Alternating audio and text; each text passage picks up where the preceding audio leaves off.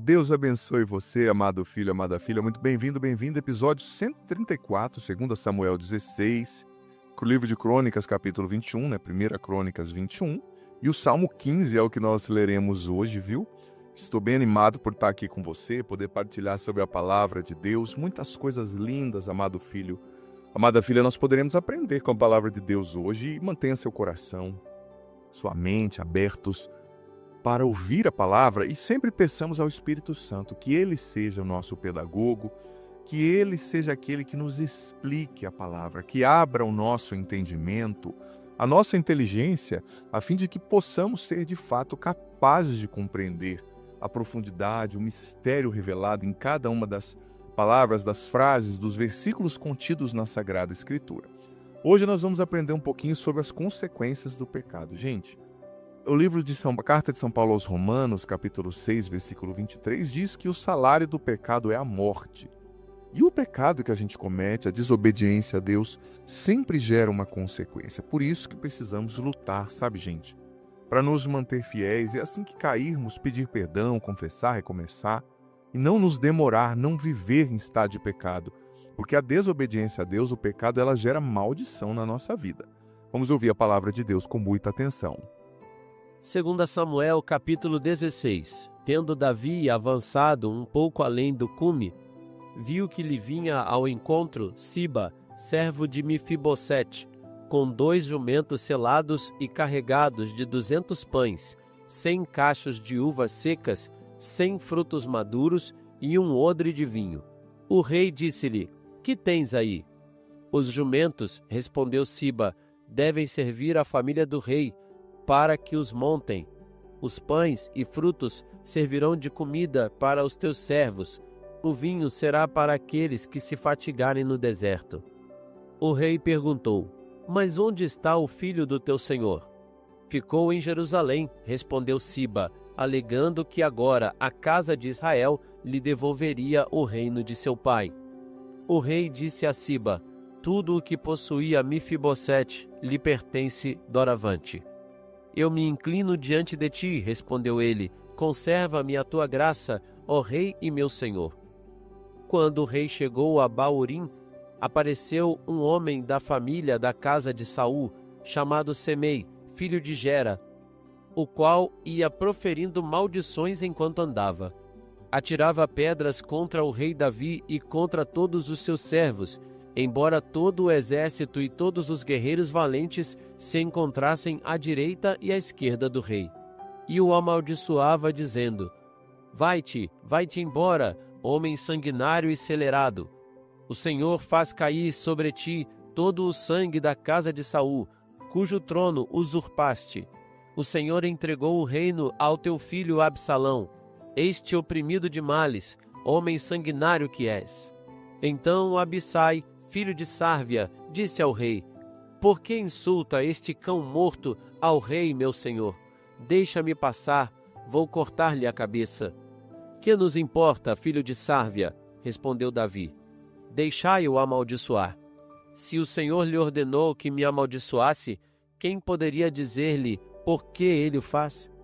E Davi disse a Abissai e a sua gente: "Vede, se meu filho, fruto de minhas entranhas, conspira contra a minha vida, quanto mais agora este benjaminita? Deixai-o amaldiçoar, se o Senhor ordenou isso. Talvez o Senhor considere a minha aflição e me dê agora bens por esses ultrajes." Davi e seus homens retomaram seu caminho, mas Semei ia, ao longo da montanha, ao lado dele, vomitando injúrias, atirando-lhe pedras e espalhando poeira pelo ar. O rei e toda a sua tropa chegaram extenuados às margens do rio Jordão e lá descansaram. Absalão entrou em Jerusalém, com toda a sua tropa de israelitas, acompanhado de Aquitofel. Quando Cusai, o araquita, amigo de Davi, se apresentou a Absalão, disse-lhe: "Viva o rei! Viva o rei!" Absalão disse-lhe: "É essa a tua afeição por teu amigo? Por que não partiste com ele?"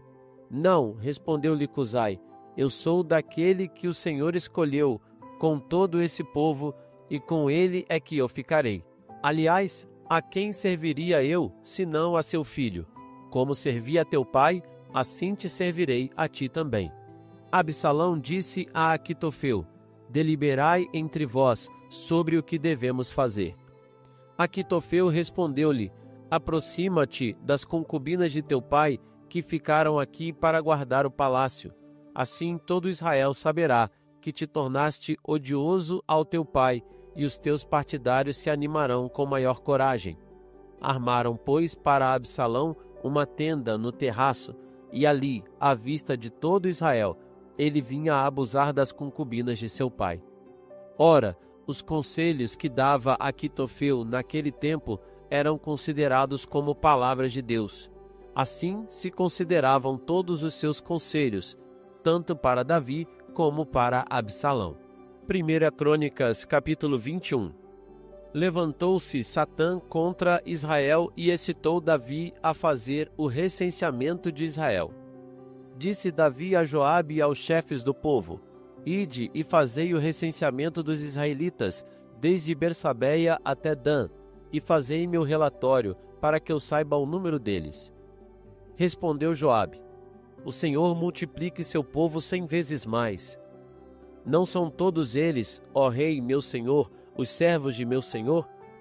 Por que, no entanto, exige meu senhor isso? Por que sobrecarregar Israel de um pecado? Mas o rei persistiu na ordem que dera a Joabe. E Joabe partiu, percorreu todo Israel, depois retornou a Jerusalém. Joabe entregou a Davi a lista do recenseamento do povo. Havia em todo Israel 1.100.000 homens aptos para o manejo da espada. Em Judá havia 470.000. Não fez o recenseamento da tribo de Levi nem de Benjamim, porque a ordem do rei lhe repugnava. Deus não viu isso com bons olhos e feriu Israel. Davi disse a Deus: pequei gravemente agindo de tal maneira. Agora, dignai-vos perdoar a iniquidade de vosso servo, porque agi em completa insensatez. Então o Senhor dirigiu-se a Gad, vidente de Davi, nesses termos: vai dizer a Davi: eis o que diz o Senhor, eu te proponho 3 coisas, escolhe uma delas, e eu a farei acontecer. Gad foi ao encontro de Davi e lhe disse: eis o que diz o Senhor, escolhe, ou 3 anos de fome, ou 3 meses diante dos quais fugirás de teus inimigos e serás atingido por tua espada, ou ainda 3 dias em que a espada do Senhor ou a peste maltratarão a terra, e o anjo do Senhor devastará todo o território de Israel. A ti compete ver agora que resposta devo dar àquele que me enviou. Estou, respondeu Davi, numa cruel angústia. Ah! Caia eu nas mãos do Senhor, porque é imensa a sua misericórdia, mas que eu não caia nas mãos dos homens. E o Senhor mandou a peste a Israel. Em Israel tombaram 70.000 homens. Deus enviou a Jerusalém um anjo para destruí-la. Enquanto ele a assolava, o Senhor, que olhava, compadeceu-se desse mal e disse ao anjo destruidor: basta, retira agora a tua mão. Ora, o anjo do Senhor achava-se perto da eira de Ornã, o Jebuseu. Davi, tendo levantado os olhos, viu o anjo do Senhor que estava entre o céu e a terra, com uma espada desembainhada em sua mão, dirigida contra Jerusalém. Então Davi e os anciãos, cobertos por sacos, prostraram-se com o rosto por terra. E Davi disse a Deus: não fui eu quem mandou fazer o recenseamento do povo? Fui eu quem pecou, fui eu quem fiz esse mal. Mas essas ovelhas, que fizeram elas? Senhor meu Deus, que vossa mão caia, portanto, sobre mim e sobre a casa de meu pai, para castigar, mas não sobre o vosso povo. O anjo do Senhor mandou Gade dizer a Davi que subisse à eira do Ornã, o Jebuseu, para lá levantar um altar ao Senhor. Davi lá subiu, de acordo com a ordem dada por Gade da parte do Senhor. Ornã, voltando-se, viu o anjo e ele com seus 4 filhos esconderam-se. Estava naquela ocasião debulhando trigo. Quando Davi chegou perto de Ornã, este o viu, saiu da eira e prostrou-se diante de Davi com o rosto contra a terra. Davi disse-lhe: cede-me o terreno de tua eira, para nela construir um altar ao Senhor. Cede-me o lugar pelo seu valor em dinheiro, para que o flagelo se retire de cima do povo. Ornã respondeu: toma-o, que meu senhor, o rei, faça o que lhe parecer bom.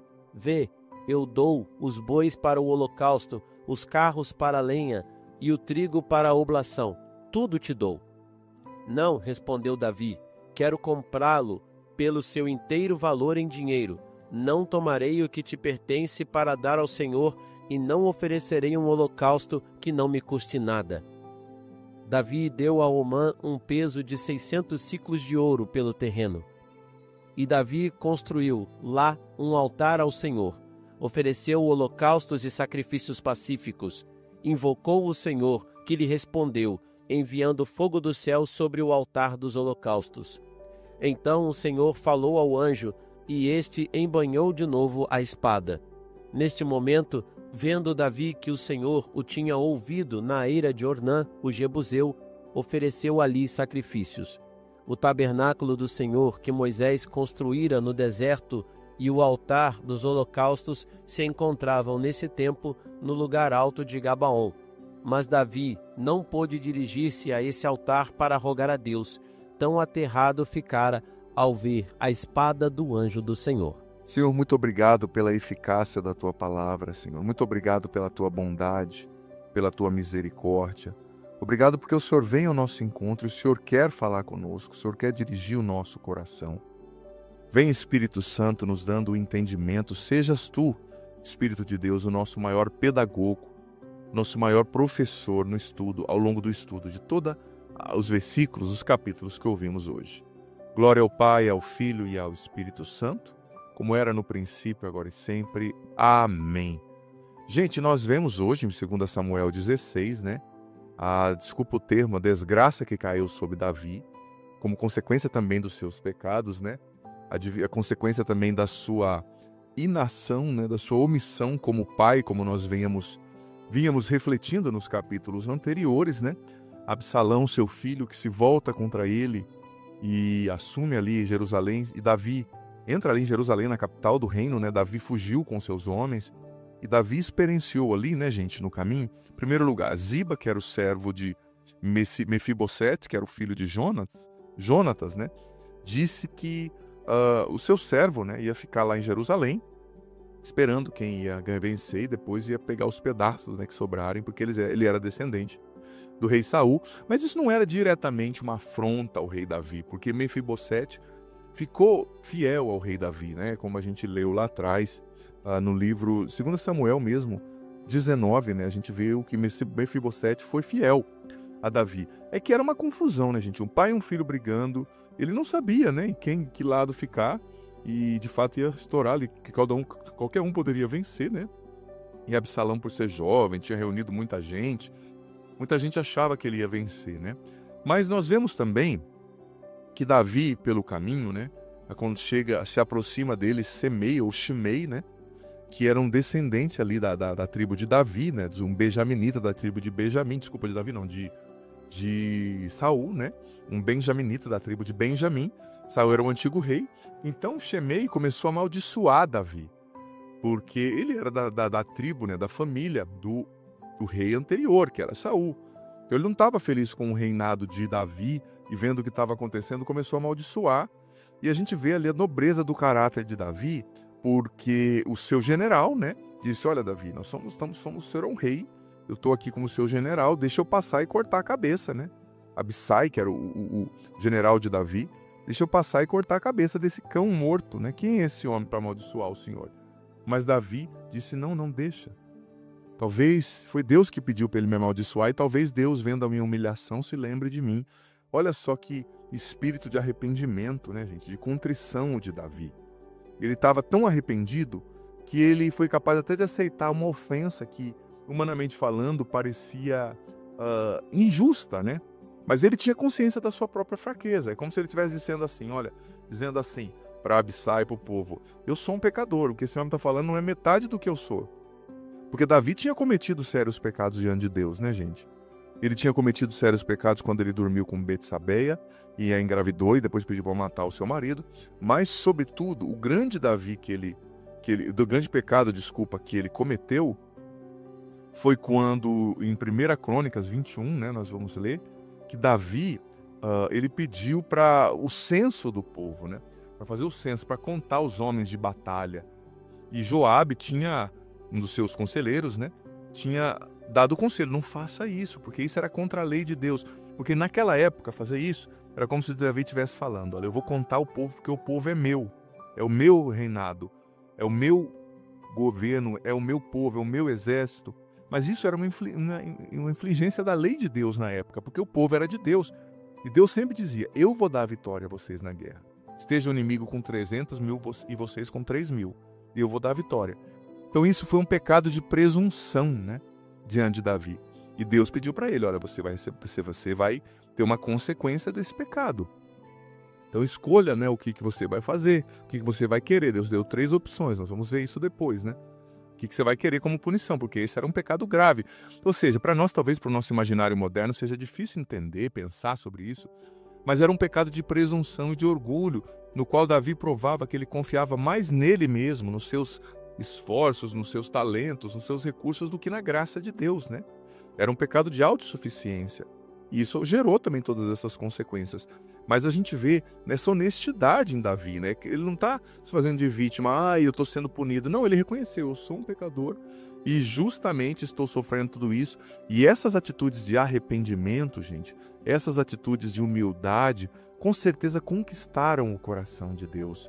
Com certeza fizeram Davi ser chamado, né, como ele foi chamado, de um homem segundo o coração de Deus. Porque ele era de uma humildade singular, né?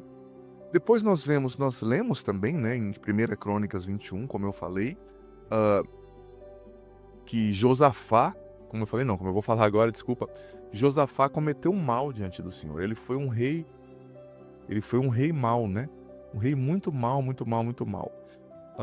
Desculpa, Josafá não, perdoa. Seu filho Jorão, né? Josafá era o pai. Jorão, quando ele assumiu, ele tinha irmãos virtuosos, ele mandou matar todos os irmãos. Ele introduziu a idolatria no povo de Deus, que era um pecado gravíssimo, construiu templos a Baal, a deuses pagãos, invocou espíritos, o que sempre foi condenado por Deus, né? Invocação de espírito, simpatia, invocação de morte, isso é um pecado gravíssimo. Você cristão, você católico, não pode cometer. Isso atrai a ira de Deus, entendeu? E ele fez tudo isso e foi punido gravemente. O profeta chegou, né, e disse, olha, era naquela época as punições, né, as sentenças proféticas eram bem cruéis, né? Chegou o profeta Elias e disse, você vai morrer, né? Você vai morrer. Você não andou no exemplo do seu pai, nem no exemplo de Asa, rei de Judá. Ele tinha bons exemplos para seguir, né? Mas ele seguiu os maus exemplos, né? E introduziu a idolatria, fez muito mal. Então ele perdeu na guerra, foi acometido de uma doença, sabe, que lhe retirou as entranhas. Quem sabe se foi um câncer, o que foi, né? Mas imagina a dureza dessa doença, a dor que esse homem não sentiu, mas consequência do pecado também, né? Isso é uma expressão que nos faz entender que sempre quando a gente escolhe desobedecer a Deus, a gente está escolhendo, de alguma forma, ruína sobre a nossa vida. Gente, vamos ler então juntos o Salmo 15. Poema de Davi. Guardai-me, ó Deus, porque é em vós que eu procuro refúgio. Digo a Deus, vós sois o meu Senhor, fora de vós não há felicidade para mim. Quão admirável tornou Deus o meu afeto para com os santos que estão em sua terra. Numerosos são os sofrimentos que suportam aqueles que se entregam aos estranhos deuses. Não hei de oferecer suas libações de sangue, e meus lábios jamais pronunciarão o nome dos seus ídolos.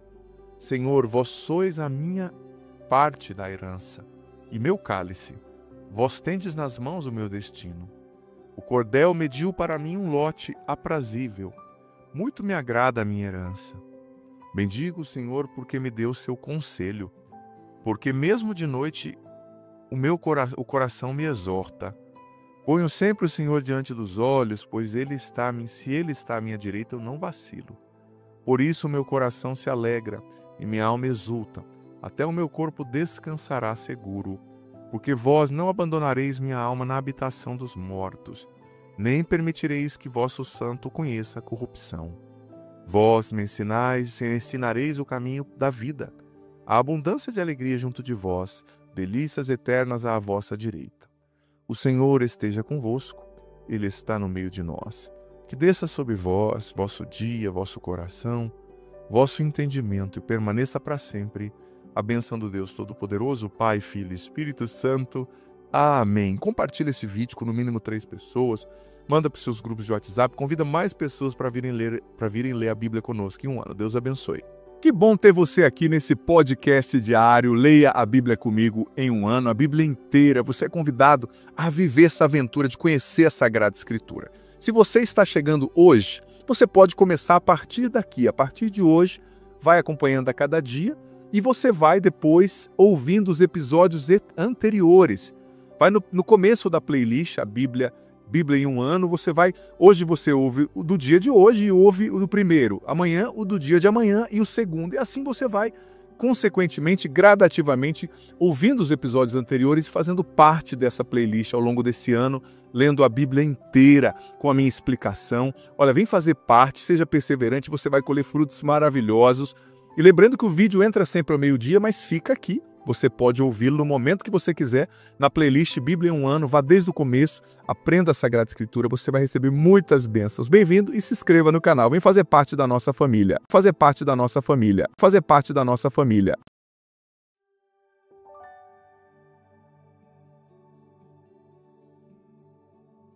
Deus abençoe você, muito bem-vindo ao episódio 88 do nosso podcast diário Bíblia em um ano, como está sendo maravilhoso, gente.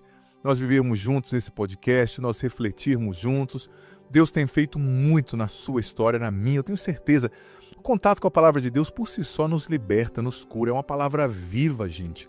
É uma literatura que fala conosco, que salta do livro e entra na nossa alma e no nosso coração. Hoje, no episódio 88, nós vamos ler Josué, capítulo 22 e 24 e o Salmo 132. Josué 22 e 24 e o Salmo 132. Nós estamos hoje encerrando o livro de Josué e amanhã começaremos o livro de Juízes e o de Ruth, né? Muito importante esses 2 livros, tá? O Juízes, sobretudo, eu vejo que muita gente na igreja não conhece, não toma conhecimento desse livro que é tão especial, tão abençoado. Ouçamos com atenção. Josué, capítulo 22. Josué convocou os Rubenitas, os Gaditas e a meia tribo de Manassés. Observastes, disse-lhes ele, tudo o que vos ordenou Moisés, servo do Senhor, e obedecestes a todos os mandamentos que vos dei. Durante todo este tempo, até o dia de hoje, não abandonastes vossos irmãos, observando fielmente o mandamento do Senhor vosso Deus. Agora que o Senhor vosso Deus deu aos vossos irmãos o descanso que ele havia prometido, retomai o caminho de vossas tendas na terra que vos pertence, e que Moisés, servo do Senhor, vos deu além do Jordão.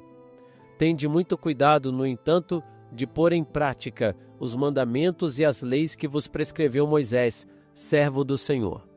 Amar o Senhor vosso Deus, andar em todos os seus caminhos, guardar os seus mandamentos e unir-vos a ele, servindo de todo o vosso coração e de toda a vossa alma. Josué abençoou-os e os despediu, e eles voltaram para as suas tendas. Ora, Moisés tinha dado à meia tribo de Manassés uma parte em Bazã. Por isso Josué deu à outra meia tribo uma parte entre seus irmãos ao ocidente, aquém do Jordão. Despedindo-os para as suas tendas, Josué deu-lhes esta bênção: voltais para vossas tendas com grandes riquezas, numerosos rebanhos, prata e ouro, bronze e ferro, e vestidos em grande quantidade, e reparti com vossos irmãos os despojos de vossos inimigos. Os filhos de Ruben, de Gaade e da meia tribo de Manassés separaram-se dos israelitas em Silo, na terra de Canaã, e retomaram o caminho para a terra de Galaade, terra cuja propriedade tinha recebido por mandamento do Senhor, transmitido a Moisés. E tendo chegado aos distritos do Jordão, que pertencem à terra de Canaã, os filhos de Ruben, de Gade e da meia tribo de Manassés levantaram ali, junto ao Jordão, um enorme altar que se podia ver de longe. Os israelitas, Tendo ouvido que os filhos de Ruben, de Gad e da meia tribo de Manassés tinham levantado um altar defronte da terra de Canaã, na região do Jordão, do lado dos israelitas, reuniram-se todos em Silo para irem combater contra eles. Enviaram aos filhos de Ruben, de Gad e da meia tribo de Manassés, na terra de Galaade, o sacerdote Finéias, filho de Eleazar, juntamente com 10 príncipes, chefes de casas patriarcais, um chefe por tribo, sendo todos os chefes de casas patriarcais entre os milhares de Israel. Estes, chegando junto aos filhos de Ruben, de Gad e da meia tribo de Manassés, na terra de Galaade, disseram-lhes: Eis a mensagem da Assembleia do Senhor. Que infidelidade é essa que cometeis contra o Deus de Israel, desviando-vos hoje do Senhor e levantando um altar, o que é presentemente um ato de revolta contra ele? Porventura não nos basta o pecado de Fegor, do qual ainda hoje não estamos purificados, apesar do castigo que feriu a Assembleia do Senhor? E vós vos desviais hoje do Senhor. Se vos revoltais hoje contra o Senhor, amanhã sua cólera se inflamará contra toda a Assembleia de Israel. Se julgais que a terra de vossa herança é impura, passai para a terra que é a propriedade do Senhor, onde se acha a sua morada, e instalai-vos no meio de nós. Mas não vos revolteis contra o Senhor, nem contra nós, construindo outro altar além do altar do Senhor nosso Deus. Não houve uma explosão de cólera do Senhor contra toda a Assembleia de Israel, quando Acã, filho de Zaré, pecou contra o que estava votado ao interdito? E não foi só ele que pereceu por causa de seu crime. Os filhos de Ruben, de Gad e da meia tribo de Manassés responderam aos chefes dos milhares de Israel: Deus Todo-Poderoso, o Senhor Deus Todo-Poderoso, o Senhor sabe, e Israel o saiba, se foi por espírito de revolta e por infidelidade para com o Senhor, que ele não nos poupe neste dia. Se foi para desviar-nos do Senhor, que levantamos o altar, e se foi para oferecermos sobre ele holocaustos, oblações e sacrifícios de ação de graças, o Senhor mesmo nos peça conta disso. Se o fizemos, foi antes por temor de que vossos filhos digam um dia aos nossos: Que tendes vós em comum com o Senhor Deus de Israel? O Senhor pôs o rio Jordão como uma fronteira entre nós e vós, ó filhos de Ruben e de Gad. Não tendes parte com o Senhor, e desse modo vossos filhos poderiam afastar os nossos olhos do culto do Senhor. Por isso, combinamos entre nós: construamos um altar, não para holocaustos e sacrifícios, mas para que seja um testemunho entre nós e vós, entre os nossos filhos e os vossos, de que prestamos culto ao Senhor em sua presença, oferecendo-lhe nossos holocaustos, nossos sacrifícios e nossas ações de graças, e para que os vossos filhos não digam amanhã aos nossos: Vós não tendes parte com o Senhor. Se, pois, amanhã eles nos falassem assim, a nós ou aos nossos descendentes, poderíamos responder-lhes: Vede a forma do altar do Senhor que nossos pais construíram, não para holocaustos e sacrifícios, mas para servir de testemunho entre nós e vós. Longe de nós o pensamento de querer revoltar-nos contra o Senhor, desviando-nos hoje dele por termos construído um altar para holocaustos, oblações e sacrifícios, fora do altar que está diante da morada do Senhor nosso Deus. Tendo ouvido as palavras dos filhos de Ruben, de Gad e da meia tribo de Manassés, o sacerdote Finéias e os príncipes da Assembleia, chefes dos milhares de Israel que o acompanhavam, deram-se por satisfeitos. Então o sacerdote Finéias, filho de Eleazar, disse aos filhos de Ruben, de Gad e de Manassés: Reconhecemos hoje que o Senhor está no meio de vós, visto que não cometestes este pecado contra ele, e salvastes assim os israelitas da mão do Senhor. O sacerdote Finéias, filho de Eleazar, deixando os filhos de Ruben e de Gad, voltou com os príncipes da terra de Galaade para a terra de Canaã, para junto dos israelitas, e fez-lhes um relatório de tudo. Alegraram-se com isso, bendisseram a Deus, e não pensaram mais em sair contra eles para devastar a terra habitada pelos filhos de Ruben e de Gad.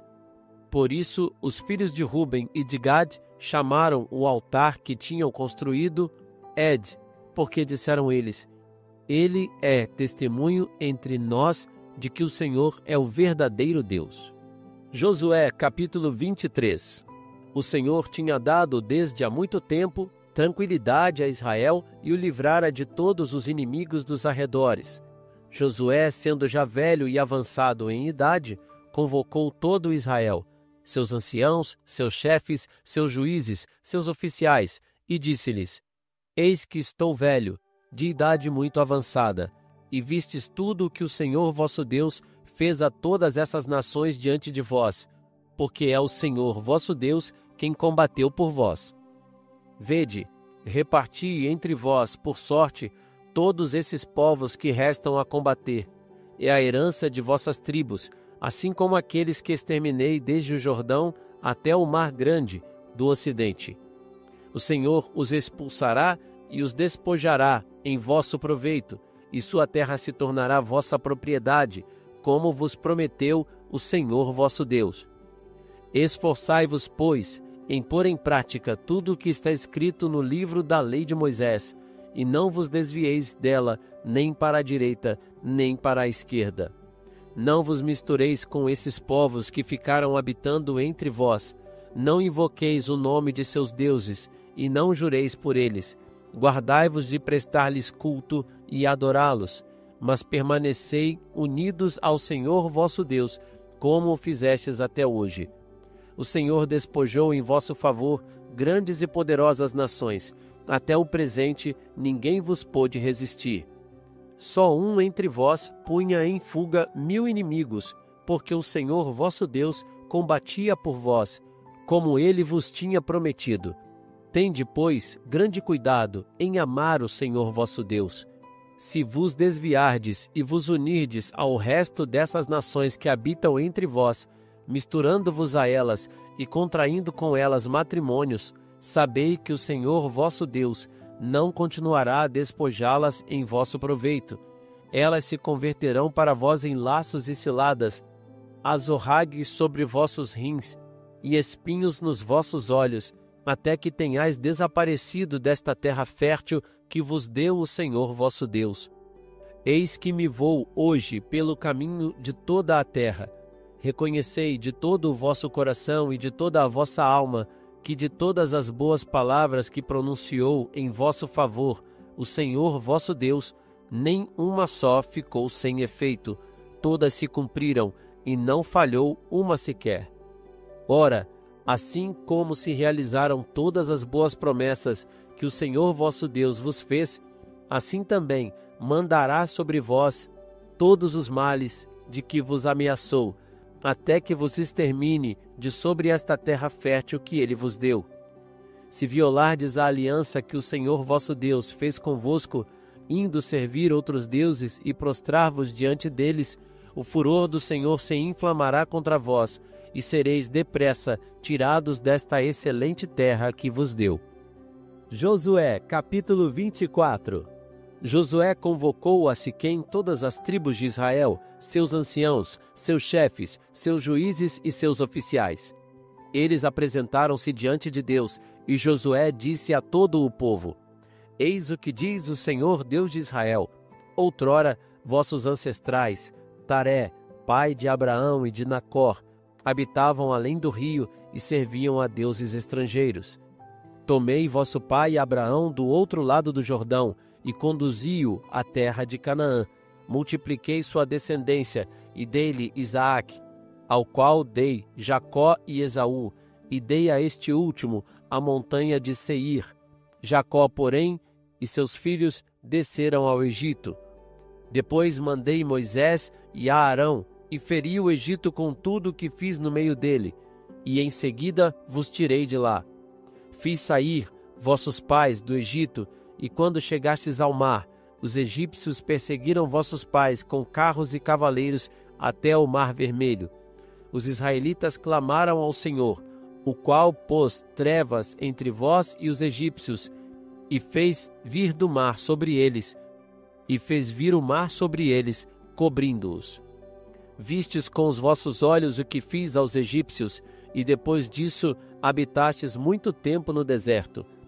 Conduzi-vos em seguida à terra dos amorreus, que habitavam além do Jordão. Eles combateram contra vós, mas eu os entreguei em vossas mãos. Tomastes posse da terra, e eu os exterminei diante de vós. Balaque, filho de Sefor, rei de Moabe, combateu contra Israel. Mandou chamar Balaão, filho de Beor, para vos amaldiçoar. Mas eu não quis ouvir Balaão, e ele teve de vos abençoar. E tirei-vos da mão de Balaque. Passastes o Jordão e chegastes a Jericó. Combateram contra vós os homens dessa cidade, bem como os amorreus, os ferezeus, os cananeus, os iteus, os gergeseus, os heveus e os jebuseus, e eu os entreguei todos nas vossas mãos. Mandei adiante de vós vespas que expulsaram os 2 reis dos amorreus, não com a vossa espada, nem com o vosso arco. Desse modo, dei-vos uma terra que não lavrastes, cidades que não construístes, e agora habitais, vinhas e oliveiras que não plantastes, das quais comeis agora os frutos. Agora, pois, temei o Senhor e servi-o com toda a retidão e fidelidade. Tirai os deuses que serviram vossos pais, além do rio e no Egito, e servi o Senhor. Porém, se vos desagrada servir o Senhor, escolhei hoje a quem quereis servir, se aos deuses a quem serviram os vossos pais além do rio, se aos deuses dos amorreus, em cuja terra habitais, porque quanto a mim, eu e minha casa serviremos ao Senhor. O povo respondeu: longe de nós abandonarmos o Senhor para servir outros deuses. O Senhor é nosso Deus, Ele que nos tirou, a nós e a nossos pais, da terra do Egito, da casa da servidão, e que operou à nossa vista maravilhosos prodígios, e guardou-nos ao longo de todo o caminho que percorremos, entre todos os povos pelos quais passamos. O Senhor expulsou diante de nós todas essas nações, assim como os amorreus que habitam na terra. Nós também, nós serviremos o Senhor, porque Ele é o nosso Deus. Josué disse ao povo: vós não podereis servir o Senhor, porque Ele é um Deus santo, um Deus zeloso, que não perdoará as vossas rebeliões e os vossos pecados. Se abandonardes o Senhor para servir outros deuses, Ele se voltará contra vós e vos fará mal, e vos consumirá, depois de vos ter feito bem. Não, clamou o povo, porque é ao Senhor que nós queremos servir. Josué disse-lhes: sois testemunhas contra vós mesmos, de que escolhestes o Senhor para prestar-lhe culto. Somos testemunhas, responderam eles. Agora, pois, tirai os deuses estranhos que estão no meio de vós, e inclinai os vossos corações para o Senhor, Deus de Israel. Nós serviremos o Senhor nosso Deus, respondeu o povo a Josué, e obedeceremos a sua voz. Desse modo, Josué fez um pacto naquele dia com o povo e deu-lhe em Siquém leis e prescrições. Josué escreveu tudo isso no livro da lei de Deus, tomou em seguida uma pedra muito grande e erigiu-a ali, debaixo do carvalho que estava no santuário do Senhor. E disse a todo o povo: esta pedra servirá de testemunho contra nós, porque ela ouviu todas as palavras que o Senhor nos disse. Ela servirá de testemunho contra vós, para que não abandoneis o vosso Deus. Então Josué despediu o povo, cada um para a sua propriedade. E aconteceu depois disso que Josué, filho de Num, servo do Senhor, morreu com a idade de 110 anos. Sepultaram-no na terra de sua possessão, em Tamnat-Saré, na montanha de Efraim, ao norte do Monte Gaás.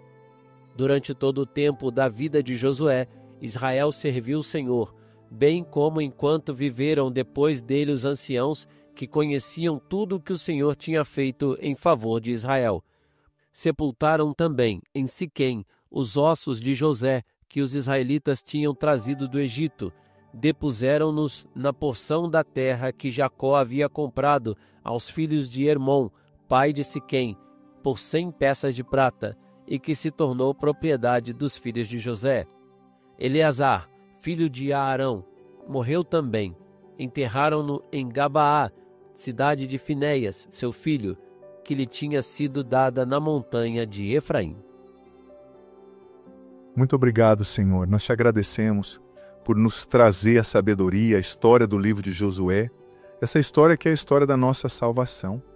Josué, que foi um líder fiel, que lutou pelo seu povo, que ouviu o seu chamado, e o Senhor cumpriu muitas das suas promessas através dele. Pai, no nome de Jesus, nas nossas missões, faz de nós também fiéis, que nós sejamos instrumentos teus para a realização das suas promessas, Senhor, na vida daqueles que o Senhor nos confiou. Amém. Nós vimos que assim como aconteceu com Moisés, né, as últimas palavras de Josué aqui são palavras desafiando o povo, né? Eles estão dizendo, olha, eu sei que muitas vezes vocês vão falhar em seguir o Senhor, mas o Senhor não falha. Ele não vai falhar no seu amor por vocês, na escolha de vocês, né, sobre vocês.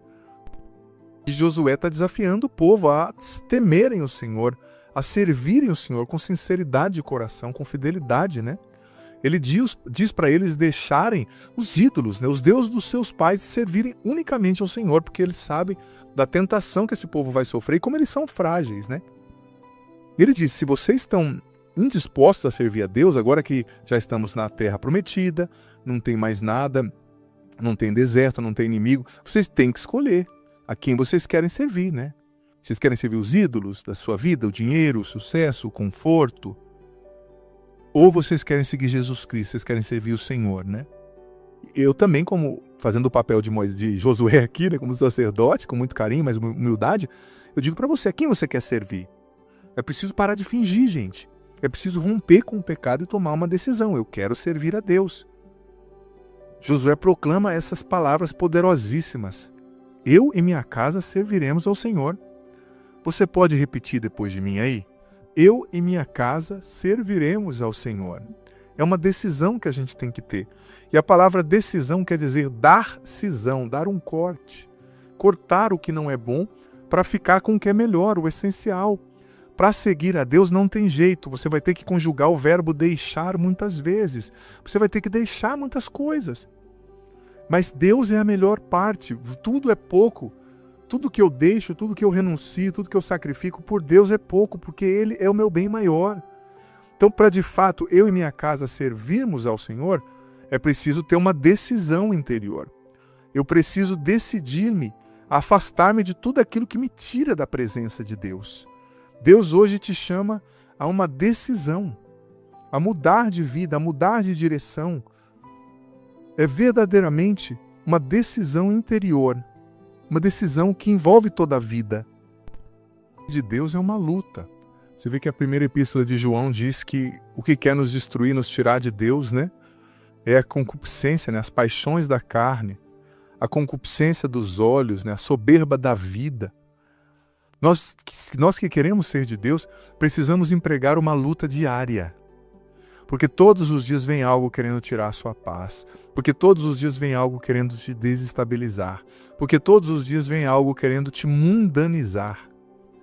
E a gente nem percebe, o peixe não sabe que está na água. Mas a gente vai sendo doutrinado, mundanizado pouco a pouco. É preciso lutar. Lutar para ser de Deus, lutar para remar contra a maré. Lutar para ser diferente.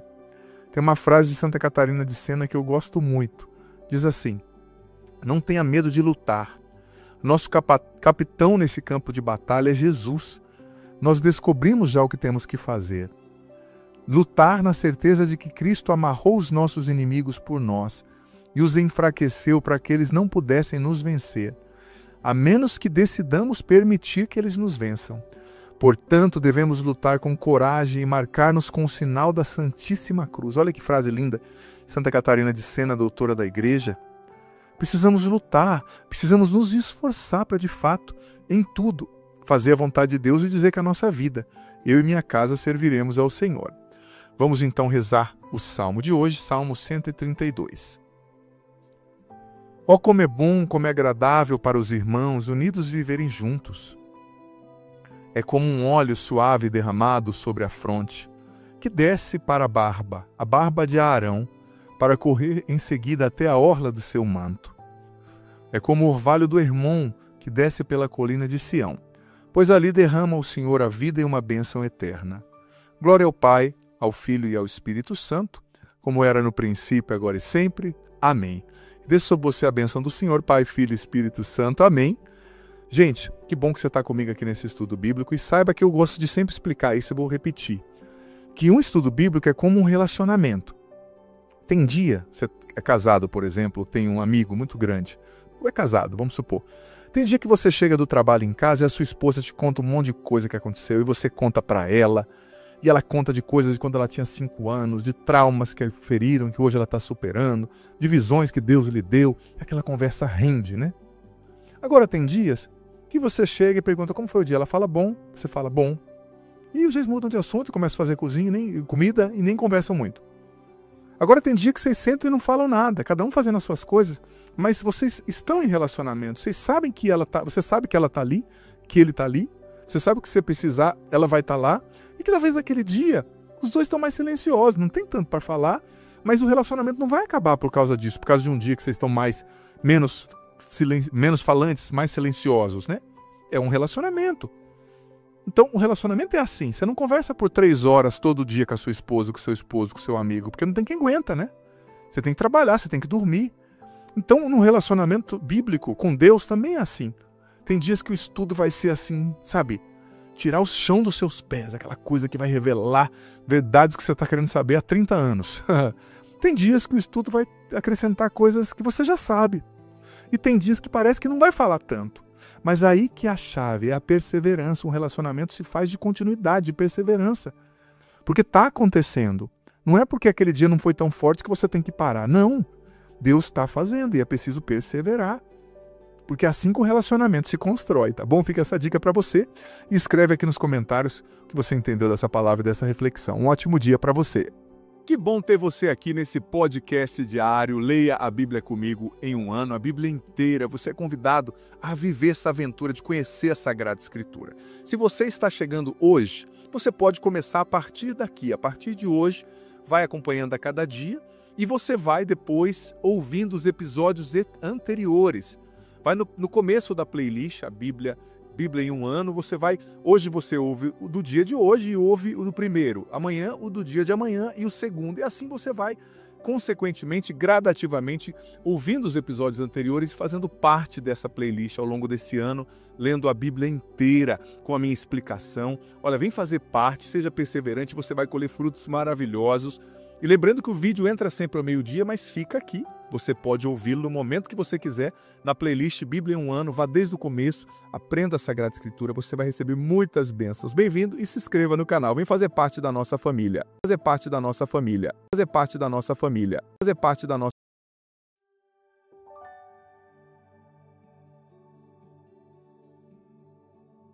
Olá, Deus abençoe você, episódio 123 do nosso podcast diário Bíblia em um ano. Sou eu, Padre Adriano Zandonada, Canção Nova.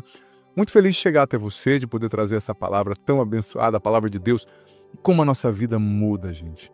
Como a nossa vida muda ouvindo a palavra de Deus. Como a palavra de fato nos transforma, nos cura, nos acalenta o coração. Quero convidar você a compartilhar esse vídeo com no mínimo mais 3 pessoas, tá? No mínimo mais 3 pessoas compartilhem esse vídeo, para que mais pessoas recebam a palavra de Deus. Vamos ouvir a Sagrada Escritura. 2 Samuel 4, nós vamos ler hoje. Depois Crônicas, 1 Crônica, capítulo 5 e capítulo 6. E depois o Salmo 26. 2 Samuel, capítulo 4. Quando o filho de Saul soube da morte de Abner em Hebrom, perdeu o ânimo e todo Israel ficou consternado. Ora, tinha ele a seu serviço 2 chefes de bando, um chamado Baana e o outro Recabe, ambos filhos de Remon de Berote, benjaminitas, porque Berote também fora contada entre os benjaminitas, embora seus habitantes se tenham refugiado em Getaim, onde residem até hoje. Jonatas, filho de Saul, tinha também um filho paralítico dos 2 pés. Ele tinha 5 anos, quando chegou de Jezrael a notícia da morte de Saul e de Jonatas. Sua ama fugiu levando-o consigo, mas, na precipitação da fuga, o menino caiu e ficou manco. Chamava-se Mefibosete. Os filhos de Remon de Berote partiram no maior calor do dia e foram à casa de Isbaal, que estava dormindo à cesta. Penetraram na casa sob o pretexto de buscar trigo e feriram-no no ventre. Recabe e seu irmão Baana conseguiram entrar furtivamente, e tendo penetrado na casa onde Isbaal repousava no seu leito, no quarto de dormir, feriram-no de morte e cortaram-lhe a cabeça. Tomaram-na depois consigo e andaram toda a noite pelo caminho da planície. E levaram a cabeça de Isbaal a Davi, em Hebrom. Eis aqui, disseram-lhe, a cabeça de Isbaal, filho de Saul, teu inimigo, que queria matar-te. O Senhor vingou hoje o rei, meu senhor, de Saul e de sua raça. Mas Davi respondeu a Recabe e ao seu irmão Baana, filhos de Remon de Berote: pela vida de Deus, que me salvou de todos os perigos, o homem que me veio anunciar a morte de Saul, cuidando trazer-me uma boa notícia, tomei-o e matei-o em Ciceleg, em recompensa de sua boa mensagem. Quanto mais agora homens celerados que mataram um inocente dentro de sua casa, em seu leito, não vos pedirei, eu, conta de seu sangue, e não vos farei desaparecer da terra? Davi ordenou aos seus homens que o matassem. Cortaram-lhes as mãos e os pés, e penduraram-nos junto da piscina de Hebrom. A cabeça de Isbaal foi recolhida e depositada no túmulo de Abner, em Hebrom. 1 Crônicas, capítulo 5. Filhos de Ruben, o primogênito de Israel. Com efeito, era ele o mais velho, mas como tinha manchado o leito de seu pai, seu direito de primogenitura foi dado aos filhos de José, filho de Israel. Mas José não foi inscrito como primogênito nas genealogias. Pois Judá foi poderoso entre seus irmãos, e é dele que saiu o príncipe, mas o direito de primogenitura pertence a José. Filhos de Ruben, primogênito de Israel: Enoque, Falu, Esrom e Carmi. Filhos de Joel: Samaías, seu filho; Gog, seu filho; Semei, seu filho; Micas, seu filho; Reaías, seu filho; Baal, seu filho; Beera, seu filho, que Teglat-Falazar, rei da Assíria, levou cativo. Era ele príncipe dos filhos de Ruben, irmãos de Beera, segundo suas famílias, assim como estão inscritos nas suas genealogias. O primeiro foi Jeiel, depois Zacarias, mais Bela, filho de Azaz, filho de Ossama, filho de Joel. Bela habitava Aroer, e ia até Nebo e Baal-Meon. Ao oriente ocupava a terra até a entrada do deserto que vai até o Eufrates, porque seus rebanhos eram numerosos na terra de Galaad. No tempo de Saul, fizeram guerra contra os agareus, que tombaram entre suas mãos. Habitaram suas tendas na costa oriental de Galaad. Os filhos de Galaad habitavam defronte deles na terra de Bazã até Seuca. Joel, o primeiro; Safã, o segundo; Janaí e Safate, em Baçã. Seus irmãos, segundo suas casas patriarcais, eram Miguel, Messolam, Sebe, Jorai, Jacã, Zie e Eber, ao todo 7. Eles eram filhos de Abiail, filho de Uri, filho de Jarui, filho de Galaad, filho de Miguel, filho de Jerezi, filho de Gedo, filho de Bus, aqui, filho de Abdiel, filho de Guni, era o chefe de sua casa patriarcal. Habitavam em Galaad, em Baçã e nas suas aldeias até as extremidades das pastagens de Sarona. Todos foram registrados no tempo de Joatão, rei de Judá, e no tempo de Jeroboão, rei de Israel. Os filhos de Ruben, de Gad e da meia tribo de Manassés tinham em suas fileiras homens valorosos, que traziam escudo e espada, manejavam o arco e eram muito aguerridos, em número de 44.770 homens aptos para o combate. Fizeram guerra aos agareus, em Getur, em Nafis e em Nodab. Eles venceram, e os agareus, com todos os seus aliados, lhes foram entregues. Durante o combate, com efeito, eles tinham invocado a Deus que os ouviu, porque eles tinham posto nele sua confiança. Arrebataram seus rebanhos, 50.000 camelos, 250.000 ovelhas, 2.000 jumentos e 100.000 pessoas. Muitos caíram mortos, pois essa guerra vinha de Deus. Estabeleceram-se no lugar dos vencidos até o cativeiro. Os filhos da meia tribo de Manassés moravam na terra que vai de Bazã até o Baal-Hermon, o Sanir e a montanha do Hermon. Eram numerosos. Eis os chefes de suas famílias patriarcais: Éfer, Gezi, Eliel, Ezriel, Jeremias, Odonias e Gediel, homens valentes e poderosos, célebres chefes de suas casas patriarcais. Mas foram infiéis ao Deus de seus pais e prostituíram-se, adorando os deuses dos povos que Deus tinha destruído diante deles. O Deus de Israel suscitou o espírito de Pul, rei da Assíria, e o espírito de Teglat-Falazar, rei da Assíria, que levou cativos os filhos de Ruben, os filhos de Gad e a meia tribo de Manassés. Ele os deportou para Ala, para Abor, para Ara e para o rio Gozã, onde permaneceram até o dia de hoje. Filhos de Levi: Gerson, Caat e Merari. Filhos de Caat: Amram, Isaar, Hebron e Oziel. Filhos de Amram: Aarão, Moisés e Maria. Filhos de Aaram: Nadab, Abiú, Eleazar e Itamar. Eleazar gerou Finéias, e Finéias gerou Abiúze. Abiúze gerou Bossi, Bossi gerou Ozi. Ozi gerou Zaraías, e Zaraías gerou Meraiote. Meraiote gerou Amarias, e Amarias gerou Aquitob. Aquitob gerou Sadoc. Sadoc gerou Aquimaás. Aquimaás gerou Azarias, e Azarias gerou Joanã. Joanã gerou Azarias, que exerceu o sacerdócio no templo que Salomão construiu em Jerusalém. Azarias gerou Amarias, e Amarias gerou Aquitob. Aquitob gerou Sadoc, e Sadoc gerou Selum. Selum gerou Eucias. Eucias gerou Azarias. Azarias gerou Saraías, e Saraías gerou Josedeque.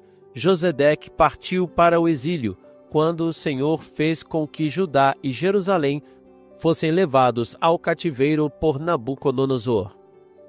1 Crônicas, capítulo 6. Filhos de Levi: Gerson, Caat e Merari. Eis os nomes dos filhos de Gerson: Lobni e Semei. Filhos de Caat: Amram, Isaar, Hebron e Oziel. Filhos de Merari: Moole e Muzi. Eis as famílias de Levi segundo suas casas patriarcais: de Gerson, Lobni, seu filho; Jaate, seu filho; Zama, seu filho; Joa, seu filho; Ado, seu filho; Zara, seu filho; Getrai, seu filho. Filhos de Caat: Aminadab, seu filho; Coré, seu filho; Azir, seu filho; Eucana, seu filho; Abiasaf, seu filho; Azir, seu filho; Taate, seu filho; Uriel, seu filho; Osias, seu filho; Saul, seu filho. Filhos de Eucana: Amazai e Aquimote. Eucana, seu filho; Sofai, seu filho; Naate, seu filho; Eliabe, seu filho; Jeroam, seu filho; Eucana, seu filho. Os filhos de Samuel: o primogênito, Joel e Abias. Filhos de Merari: Moole, Lobni, seu filho; Semei, seu filho; Oza, seu filho; Samaá, seu filho; Agias, seu filho; Asaías, seu filho. Para dirigir o canto na casa do Senhor, depois que a arca foi colocada em lugar de repouso, eis os que Davi escolheu. Eles cumpriram suas funções de cantores diante do tabernáculo da tenda de reunião, até que Salomão construiu o templo do Senhor em Jerusalém. Faziam seu serviço segundo o seu regulamento. Eis os que cumpriam este ofício juntamente com seus filhos. Dentre os filhos de Caate, Emã, o cantor, filho de Joel, filho de Samuel, filho de Eucana, filho de Jeroam, filho de Eliel, filho de Tou, filho de Suf, filho de Eucana, filho de Maate, filho de Amazai, filho de Eucana, filho de Joel, filho de Azarias, filho de Sofonias, filho de Taate, filho de Azir, filho de Abiasaf, filho de Coré, filho de Isaar, filho de Caate, filho de Levi, filho de Israel. À direita estava o seu irmão Osaf, filho de Baraquias, filho de Samaé, filho de Miguel, filho de Basaías, filho de Melquias, filho de Atanai, filho de Zara, filho de Adaías, filho de Etã, filho de Zama, filho de Semei, filho de Jet, filho de Gerson, filho de Levi. À sua esquerda estavam seus irmãos, os Meraritas. Etam, filho de Cuzi, filho de Abdi, filho de Maloque, filho de Abazias, filho de Amazias, filho de Eucias, filho de Amazai, filho de Boni, filho de Somer, filho de Moole, filho de Muzi, filho de Merari, filho de Levi. Seus irmãos levitas estavam encarregados de todo o serviço do tabernáculo da casa do Senhor. Arão e seus filhos queimavam as oblações no altar dos holocaustos e no altar dos perfumes. Eles tomavam sobre si todo o serviço do Santo dos Santos e faziam a expiação por Israel, segundo as prescrições de Moisés, servo de Deus. Eis os filhos de Aarão: Eleazar, seu filho, Finéias, seu filho, Abiúze, seu filho, Bossi, seu filho, Ozi, seu filho, Zaraías, seu filho, Meraiote, seu filho, Amarias, seu filho, Aquitob, seu filho, Sadoc, seu filho, Aquimaás, seu filho. Eles se estabeleceram nos territórios das seguintes cidades: aos filhos de Aarão, da família dos Caatitas, que por primeiro a sorte designou, foi dada Hebrom e suas redondezas na terra de Judá. Mas foi dado a Caleb, filho de Jefoné, o território da cidade e suas aldeias. Foi, portanto, dada aos filhos de Aarão a cidade de refúgio, Hebrom, Lebna e seus arredores, Geter, Estemo e seus arredores, Elon e seus arredores, Dabir e seus arredores, Azan e seus arredores, Bet-Same e seus arredores, da tribo de Benjamim, Gaba e seus arredores, Almate e seus arredores, Anatote e seus arredores. O número total de suas cidades foi 13, conforme suas famílias. Os outros filhos de Caate receberam pela sorte 10 cidades das famílias da tribo de Efraim e de Dan, e da meia tribo de Manassés. Aos filhos de Gerson, segundo suas famílias, foram dadas 13 cidades da tribo de Isacar, de Asser, de Neftali e de Manassés, em Bazã. Aos filhos de Merari, segundo suas famílias, foram dadas pela sorte 12 cidades das tribos de Ruben, de Gad e de Zabulon. Os israelitas deram aos levitas essas cidades e suas pastagens. Da tribo de Judá, de Simeão e de Benjamim foram designadas por meio da sorte as cidades indicadas pelo nome. Quanto às famílias dos filhos de Caate, as cidades que lhes couberam eram da tribo de Efraim. Foram-lhes dadas as cidades de refúgio, Siquém e suas redondezas, na montanha de Efraim, Gazer e seus arredores, Jequimã e seus arredores, Bet-Oron e seus arredores, Alaion e seus arredores, Gat-Meron e seus arredores, e, da meia tribo de Manassés, Aner e seus arredores, Balaam e seus arredores. É o que foi dado às famílias dos outros filhos de Caate. Aos filhos de Gerson foram dadas, na meia tribo de Manassés, Golã e Bazã e seus arredores, Astarote e seus arredores, da tribo de Issacar, Sedes e seus arredores, Daberet e seus arredores, Ramote e seus arredores, Anem e seus arredores, da tribo de Asser, Masal e seus arredores, Abdon e seus arredores, Ucoque e seus arredores, Roob e seus arredores.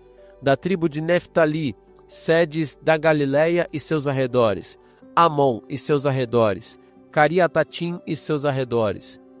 Aos outros filhos de Merari foram dadas, da tribo de Zabulon, Remon e seus arredores, Tabor e seus arredores.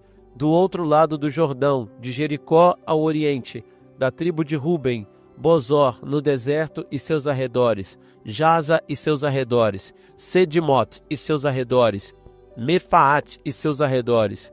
Da tribo de Gad, Ramote em Galaade e seus arredores, Maanaim e seus arredores, Ezebom e seus arredores, e Jazer e seus arredores. Senhor, obrigado pela Tua palavra que ao revelar-se nos ilumina. Nós vemos, Senhor, que a história bíblica, a história da salvação, não é uma história isenta de problemas, não é uma história isenta de dificuldades, não é uma história linear. Aconteceram altos e baixos, como na nossa vida. Mas mesmo assim o Senhor continuou agindo na história, no tempo. E nós acreditamos também que o Senhor age na nossa vida. Não obstante as nossas fraquezas, não obstante as nossas lutas, nós acreditamos no Teu amor e no Teu poder. Glória ao Pai, ao Filho e ao Espírito Santo, como era no princípio, agora e sempre. Amém. Gente, nós vimos o assassinato de Abner, que era o general de Saul. Tinha sobrado o filho de Saul, né, Isbaal, que era bem complicado, né? Bem complicado. Mas Davi não mandou matá-lo. É claro, gente, sendo bem honesto, enquanto ele não morresse, o reino de Davi não ia se estabelecer. Mas Davi, ele sempre deixou a vingança a Deus, nas mãos de Deus. Ele não saiu matando os descendentes de Davi de Saul, como qualquer outro rei faria. Ele era um rei que prefigura Jesus também, o Messias, né? Nós vamos ver isso no livro de Crônicas. Então, nós vimos que os servos dele viram, porque eles viram que chegou ao fim, né? Abner morto, Isbaal deitado, desanimado. Foram lá matar e cortaram a cabeça e foram levar para Davi, achando que estava fazendo uma boa coisa. Davi disse, não, eu não pedi para vocês matarem. Como Deus permitiu que Saul, né, saísse do meu caminho, sem eu lhe fazer mal, Deus ia fazer a obra, ele ia, né, colher as escolhas. Não é que Deus matou Saul, mas Deus permitiu que Saul colhesse os frutos das escolhas que Saul tinha feito, né? Escolhas más. Então Davi puniu esses dois homens, falaram, olha, eu não pedi para vocês matarem, né, Isbaal, pelo contrário, ele era filho de Saul, ele era também ungido, né? Se Deus me colocou no trono, Deus ia arranjar um jeito de eu prosperar e assumir o trono. Mas, de fato, aquela morte ia ter que acontecer para os padrões da época, né, de alguma forma. Enfim, nós vimos também em Crônicas 5, né, as tribos transjordânicas, Ruben, Gad, Manassés, que viviam além do Jordão, né, em territórios onde hoje é a Jordânia. Ela tem uma parte que é a Síria, né, por isso que o povo judeu ainda reclama aqueles territórios, porque eram partes, né? Era parte do território original de Israel, né? Mas, enfim, essa é uma questão histórica que não vem ao caso. Depois nós vimos também, em 2 Crônicas 6, né, os levitas, a linhagem sacerdotal, as suas explicações. E sabe uma coisa que chama a atenção? Que no livro de Crônicas, 1 Crônicas, a gente vê Davi prefigurando o Messias, né, o ungido do Senhor, Jesus. E você sabe que esse livro de Crônicas, os estudiosos acreditam que ele foi escrito logo depois do exílio da Babilônia, né? Então ele refletia o quanto o povo de Israel tinha sofrido, sabe? O povo esperava pelo restabelecimento do reino, porque o reino todos tinham sido mortos, levados escravos, tinham ficado alguns pobres, um resto, né? O templo tinha sido pilhado, queimado. Então reflete quanto que o povo esperava, sabe?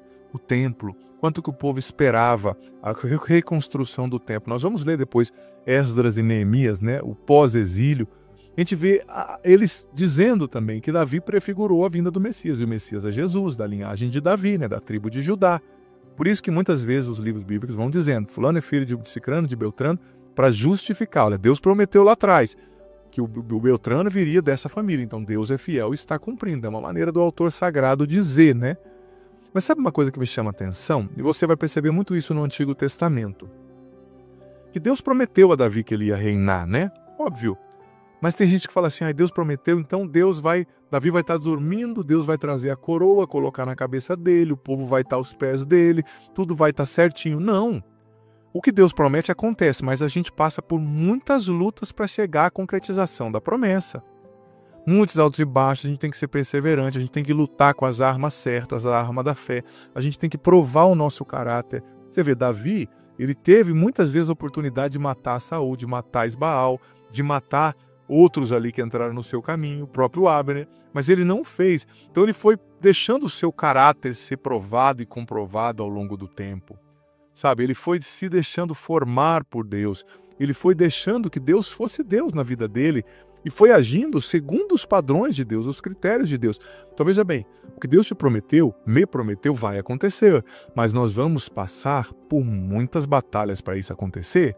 E também, gente, nós precisamos amadurecer nesse processo ao longo do caminho. Nós precisamos aprender a pensar como Deus, nós precisamos deixar de lado o orgulho, a vaidade, perdoar, amar. Deus foi colocando Davi sob testes, teste atrás de teste. À medida que Davi ia passando, Deus o promovia até chegar no total cumprimento da promessa, né? Então isso é muito bonito também para a gente aprender e entender e sem perder a fé, né? Porque tem gente, está demorando, eu pedi, Deus não fez. Olha, Deus está demorando justamente para ver o que você faz enquanto Ele demora, sabe? O que você faz enquanto Deus demora, a sua postura, é o que Deus quer saber, porque isso vai determinar quanto Deus vai fazer na sua vida, porque vai mostrar se você está pronto ou não, sabe? Para suportar, desculpa o termo, né? O peso da bênção que Ele vai te dar. E a gente vê, gente, que a história da salvação acontece em meio à história humana daquele povo. E acontece também em meio à nossa história humana. Tem gente que é assim, que se converte e acha que quer viver como um anjo, sem sentir, por exemplo, nós que somos homens normais. Tem gente que fala assim, eu me converti, padre, mas eu olho para aquela mulher e eu desejo. Os seminaristas às vezes, padre, eu acho que eu não tenho vocação, porque eu sinto um desejo. Meu amigo, sentir desejo é normal. Sinal que você é viril, você é homem, você está vivo. O problema é o que você faz com esse desejo, o problema é se você deixa um pecado te conduzir a partir do desejo. Mas se não, dê graças a Deus, a gente tem a tendência de ser muito anjo, sabe? De achar que somos anjos, que a tendência má vai sumir, que a tentação vai sumir porque nós rezamos. Não, Deus não vai deixar de fazer você humano porque você reza. E esse tipo de escrúpulo não ajuda, sabe? A gente tem que ser mais livre desse tipo de escrúpulos, porque eles não ajudam, né? Enfim, aprendamos que Deus se encarna nessa bagunça que é a história humana, né? E aí vem nos salvar de dentro para fora, redimindo, se tornando um de nós em tudo, menos no pecado, em Jesus. A leitura de hoje é o Salmo 26. Eu não sei se eu confundi no começo, eu fiquei em dúvida se eu falei 27 ou 26. Hoje é 26 e eu vou deixar como tarefinha de casa para você ler. Lembrando sempre, eu uso a Bíblia Católica, né? Está escrito Bíblia Católica, você digita na internet, que é a Bíblia da Ave Maria. Bíblia Católica, Salmo 26, é esse salmo, se tiver em dúvida se a tua Bíblia está batendo ou não, tá bom? Olha, e lembrando que até se você tem a Bíblia Ave Maria, talvez você tenha, mas existem várias edições, então talvez a edição que você tenha seja mais atualizada, não bata, né, com o que está na internet. Então, olha aí, veja direitinho e faz o Salmo 26, que é um salmo belíssimo. Salmo, gente, são espelhos da alma, muitas vezes a gente não tem palavras para rezar, e o salmista, inspiradamente, conduzido pelo Espírito Santo, coloca essas palavras lindas na nossa boca, nos nossos lábios, e nos faz ali falar com Deus de maneira tão efusiva. Né? Dê sobre você a bênção do Senhor, Pai, Filho e Espírito Santo. Amém. Um ótimo dia. Lembre-se, compartilhe esse vídeo com no mínimo mais 3 pessoas. Manda nos grupos de WhatsApp, para que mais pessoas venham rezar com a gente, para que mais pessoas façam esse mergulho na palavra de Deus. Até amanhã, hoje foi o 123, amanhã voltamos com o episódio 124. Deus abençoe. Que bom ter você aqui nesse podcast diário. Leia a Bíblia comigo em um ano, a Bíblia inteira. Você é convidado a viver essa aventura de conhecer a Sagrada Escritura. Se você está chegando hoje, você pode começar a partir daqui. A partir de hoje, vai acompanhando a cada dia e você vai depois ouvindo os episódios anteriores. Vai no começo da playlist, a Bíblia em um ano, hoje você ouve o do dia de hoje e ouve o do primeiro, amanhã o do dia de amanhã e o segundo, e assim você vai, consequentemente, gradativamente, ouvindo os episódios anteriores e fazendo parte dessa playlist ao longo desse ano, lendo a Bíblia inteira com a minha explicação. Olha, vem fazer parte, seja perseverante, você vai colher frutos maravilhosos. E lembrando que o vídeo entra sempre ao meio-dia, mas fica aqui. Você pode ouvi-lo no momento que você quiser, na playlist Bíblia em um ano, vá desde o começo, aprenda a Sagrada Escritura, você vai receber muitas bênçãos. Bem-vindo e se inscreva no canal, vem fazer parte da nossa família. Parte da nossa família. Parte da nossa família. Parte da nossa família.